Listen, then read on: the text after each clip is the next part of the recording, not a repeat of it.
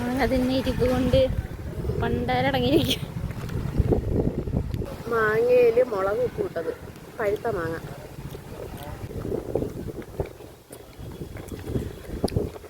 നമ്മളെന്തായാലും വിളിച്ച് തിന്നിട്ടോന്നല്ലേ, അല്ലാണ്ടൊക്കെ തികയറ്റൂല.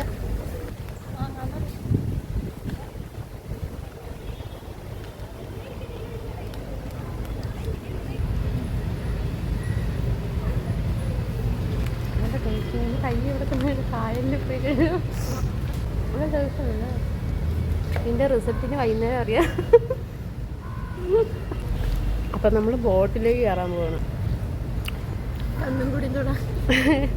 ഇനി ഇത് കണ്ണിലോട്ടും കൂടെ തേങ്ങണം. നല്ല ചൂട്.